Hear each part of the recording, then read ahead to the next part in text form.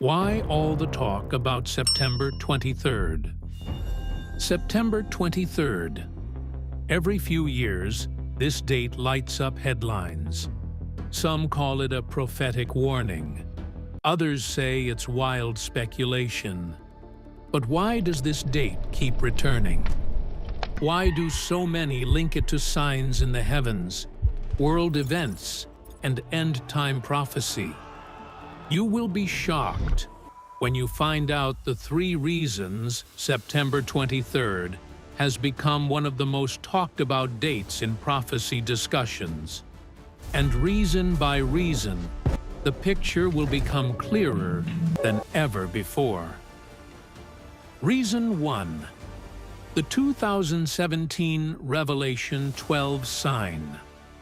On September 23, 2017, something happened in the sky that prophecy watchers had been talking about for years. They called it the Revelation 12 sign. Revelation 12 verse 1-2 says, "And there appeared a great wonder in heaven, a woman clothed with the sun, and the moon under her feet, and upon her head a crown of 12 stars." On that day, a rare alignment happened. The constellation Virgo appeared clothed with the sun.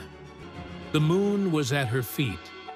9 stars from the constellation, Leo plus the planets Mercury, Venus, and Mars, formed a crown of 12 stars over her head.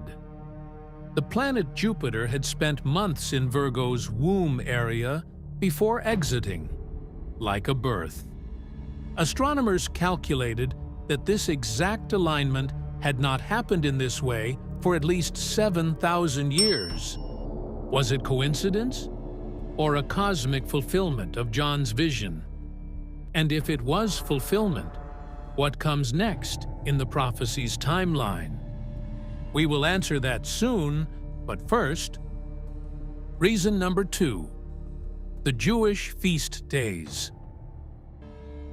September often overlaps with major biblical feast days, God's appointed times in Leviticus 23. In 2017, September 23rd fell just after the Feast of Trumpets, a feast many linked to the Rapture because of Paul's words, "At the last trump, for the trumpet shall sound, and the dead shall be raised incorruptible." 1 Corinthians 15:52. Some believe the timing was symbolic, a heavenly sign, Revelation 12, right after a feast associated with the Lord's return. If that's true, what could the next link in the chain be? Reason number 3. The number 23 in biblical patterns. In biblical numerology, numbers often have symbolic meaning. The number 23 has been connected to judgment and death in certain biblical contexts.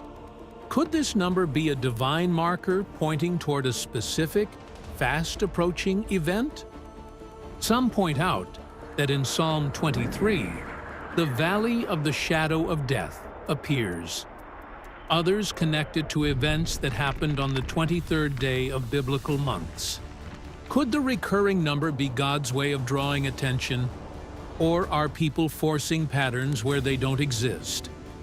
And if God is drawing attention, what urgent message have we been missing all along? In Hebrew, letters have numeric values. Some prophecy researchers claim 23 is linked to words tied to judgment, though this is debated. Is this true? Every few years, a date shows up that gets everyone talking. Right now, that date is September 2025. Some are pointing to blood moons, Feast of Trumpets timelines, global politics, and economic signs. But here's the truth. There are 2 big reasons September 2025 might not be the date people think it is. And each reason will challenge assumptions you may have held for years. And if we get this wrong, it could do more damage than we realize. A wrong date can shake faith more than no date at all. What if we're looking at the right signs, but the wrong moment? Reason number 1. Prophecy doesn't give exact dates. The first reason is simple and huge. The Bible never gives a day or hour for the rapture. But of that day and hour knoweth no man, no, not the angels of heaven, but my Father only. Matthew 24:36. That means no calculation from feast days can guarantee the year. No political event can lock down the month. No astronomical sign can circle the day. Yes, we are told to watch for seasons. Yes, there are clues for the tribulation timeline. In 1988, a book called 88 Reasons Why the Rapture Will Be in 1988 sold 4.5 million copies. The date came and passed. Many walked away from faith because of it. If September 2025 comes and goes, will our faith go with it? Could focusing on a single month cause us to miss what God is doing right now? If we set a date and it fails, some will mock prophecy altogether. Since Jesus left, people have wanted to know exactly when he will return. Even the disciples asked him, "Lord, wilt thou at this time restore again the kingdom to Israel?" Acts 1:6. But Jesus answered, "It is not for you to know the times or the seasons." Acts 1:7. Reason number 2. The events people expect might happen later. Many who focus on September 2025 are tying it to tribulation events, like the confirmation of the covenant in Daniel 9:27 or the start of the 7-year countdown. The problem? Those events may not line up the way people think. The Antichrist's rise, the rebuilding of the temple, and the global economic system may take longer to develop than a 2025 kickoff. Israel has the plans and materials ready for a third temple, but political and religious tensions make immediate construction nearly impossible, unless there's a massive world-shaking deal. Imagine expecting the final 7 years to start in September 2025. But waking up in October and realizing life feels the same. A delayed expectation can crush hearts faster than persecution. Before the second coming of Christ, these 4 signs will take place. The Bible is a history book, but it is unlike any other history book available in any public library. The history of the Bible starts with the creation of the earth and ends with the end of the world.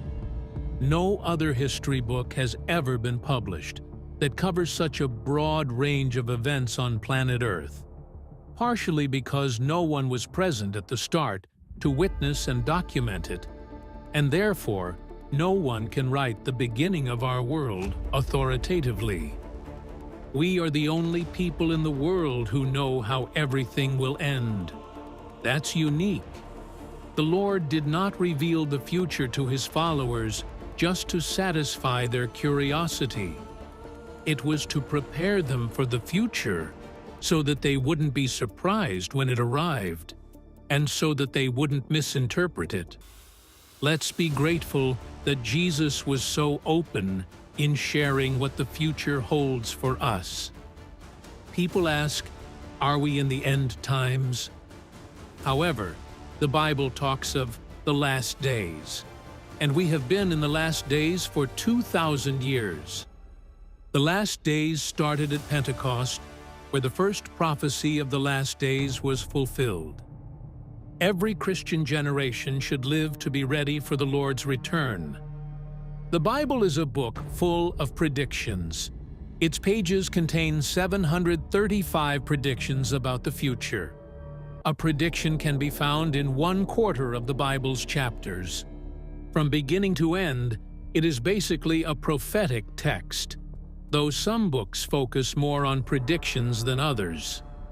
596 of the 735 predictions have indeed occurred and have literally come true, according to the scripture prediction. So, 81% of all Bible prophecies have already come true, and some of those prophecies were made centuries before the case. It doesn't take much confidence to believe that the remaining 19% will happen as well. That's a very high score. The Bible has proved 100% right for every prediction that could have been fulfilled by now. Of the rest, most of them are concerned with the actual return of Jesus and what follows after that.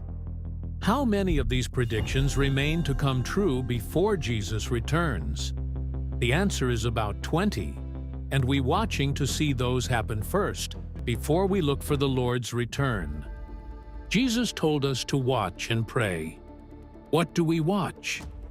We cannot stand still and watch the clouds to wait for him to appear. That is not what he meant. He meant, keep an eye on what's going on in the world and see what signs I gave you to help you prepare. Signals are the signs. So, let's look at Matthew chapter 24, where the disciples asked him, "What will be the signs or signals of your return?" What would we do if we don't know when it's going to happen? To their inquiry, Jesus gave a direct and unambiguous answer. We can thank God that he responded in such a straightforward manner. In the book of Revelation, he gives a much more detailed and comprehensive response, but here he gives a rundown of the signs that will precede his arrival. The disciples approached Jesus secretly as he was seated on the Mount of Olives. And as he sat upon the Mount of Olives, the disciples came unto him privately, saying, "Tell us, when shall these things be? And what shall be the sign of thy coming, and of the end of the world?" And Jesus answered and said unto them, "Take heed that no man deceive you. For many shall come in my name, saying, I am Christ, and shall deceive many. And ye shall hear of wars and rumors of wars. See that ye be not troubled, for all these things must come to pass, but the end is not yet. For nation shall rise against nation, and kingdom against kingdom. And there shall be famines, and pestilences, and earthquakes in divers places. All these are the beginning of sorrows. Then shall they deliver you up to be afflicted, and shall kill you. And ye shall be hated of all nations for my name's sake. And then shall many be offended, and shall betray one another, and shall hate one another. And many false prophets shall rise, and shall deceive many. And because iniquity shall abound, the love of many shall wax cold. But he that shall endure unto the end, the same shall be saved. And this gospel of the kingdom shall be preached in all the world for a witness unto all nations, and then shall the end come. Now, in that passage, he gave 4 distinct signs of his coming. One of the 4 signs is already present, while the other 3 are not. That is why I say, we are at the beginning of the end times. So, what exactly are these 4 signs he gave us? The first sign of the end times is the occurrence of disasters in the world, such as wars, famines, and earthquakes. These events have been happening for over 2,000 years, but they are becoming more intense. Jesus warns us not to be deceived, as the danger of deception increases as we approach the end. There will be false Christs and false messiahs who take advantage of natural disasters to present themselves as saviors. Some have led people into tragic situations by claiming to be saviors. As problems increase, so will the number of false deliverers. However, Jesus advises us not to be alarmed or worried when we hear of new wars, tragedies, or famines. He said something astonishing. These are painful events, but they are not pangs of death. They are birth pains. So when you read about disasters in the media, these are the pains that mean something new is about to be born. This should completely change our attitude. We know what the world is coming to. We should not be alarmed or dismayed, not as worried as the world will be about these things. Disasters in the world are the pain of birth in a new world that is to be born. Therefore, we are very different. We have sympathy for those who are suffering from disasters, and hopefully, we express it by helping. But in our hearts, we are not alarmed. We are hopeful. We are looking for a new birth of a new world, and therefore, we are not dismayed or depressed by all the problems in the world.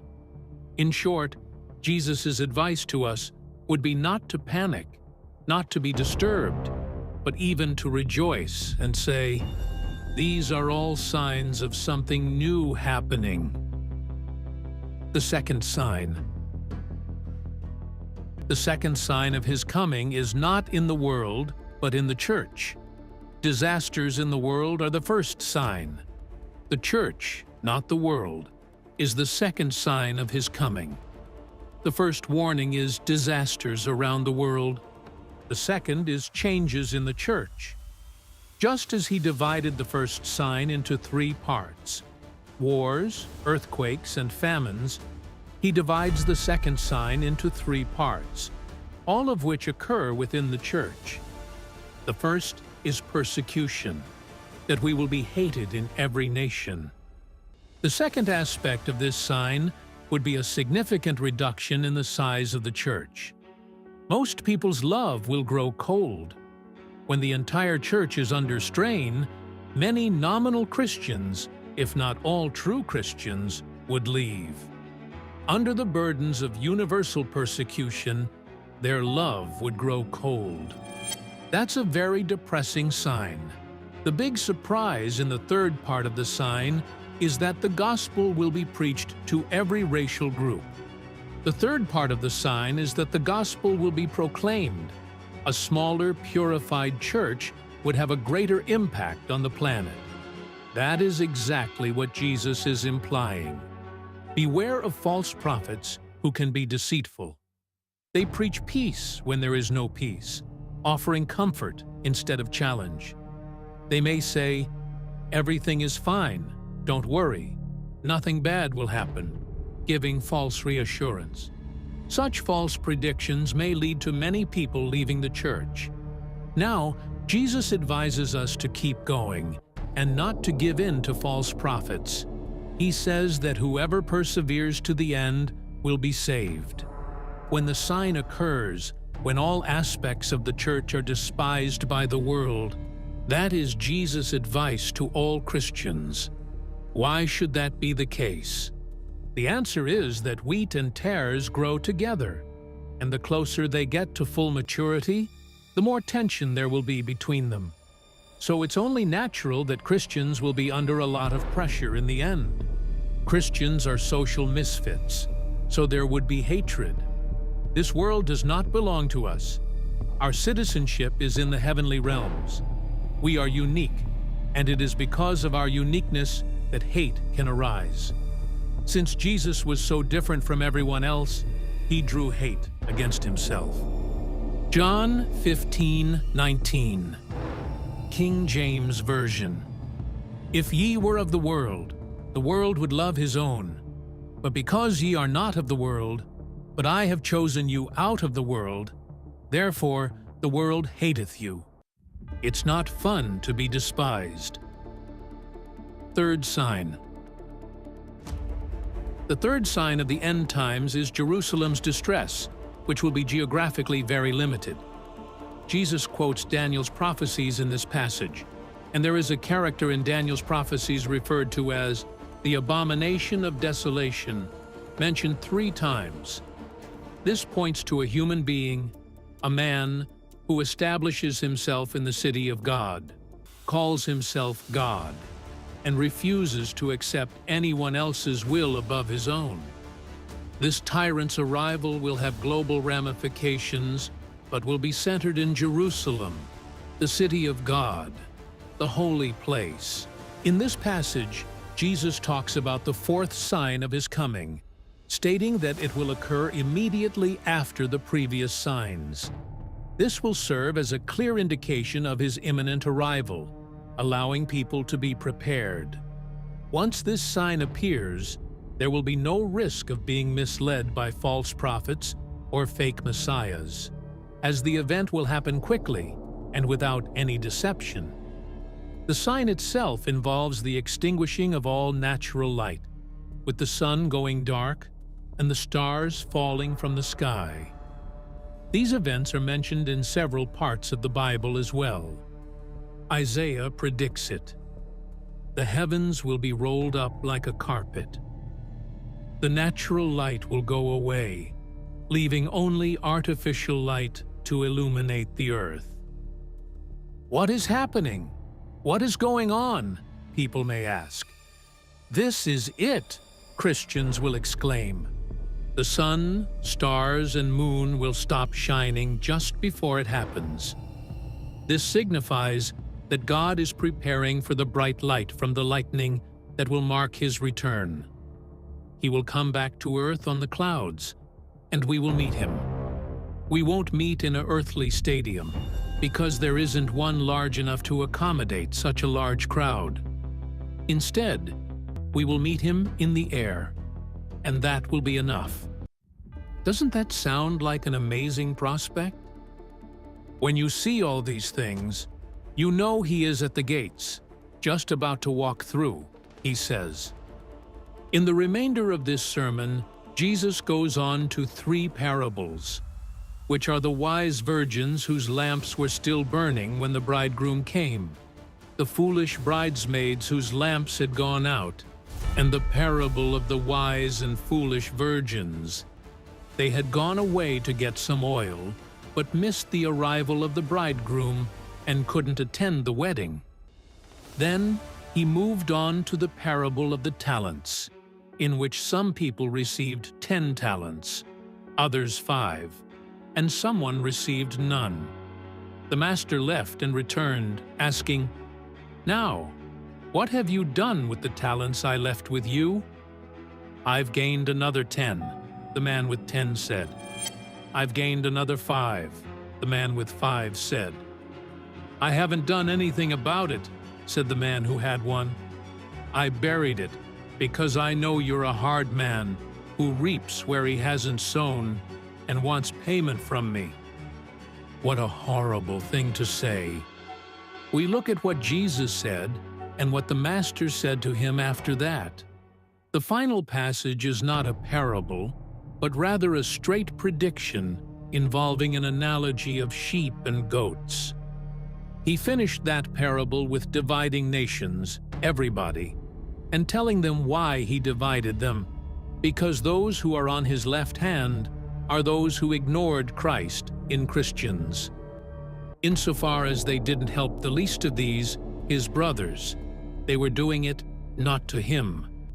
But to the people on his right, he said, "You saw Christ in my brethren, and inasmuch as you did it to the least of these, my brethren, you did it to me."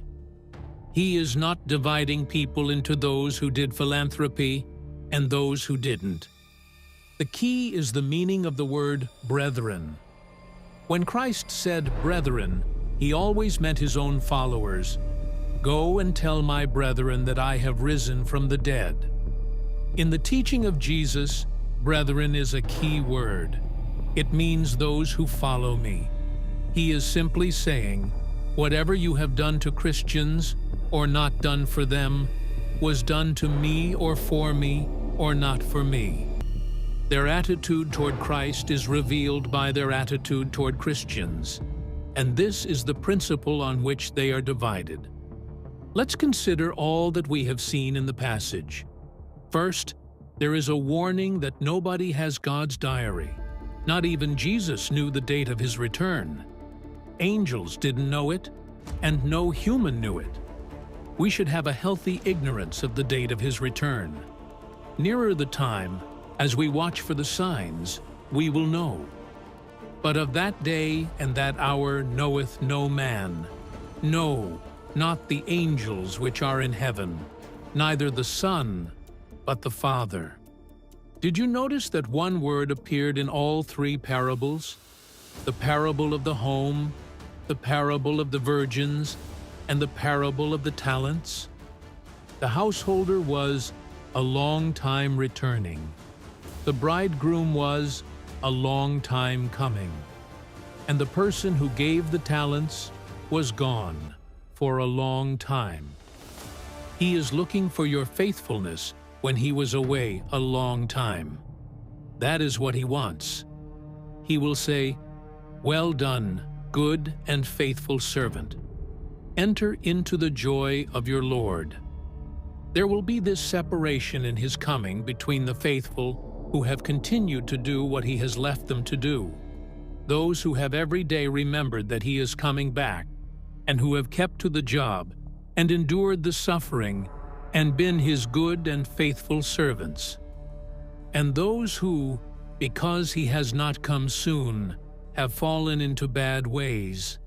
Their lamp has gone out, and they no longer shine for Jesus, and they have buried their talents.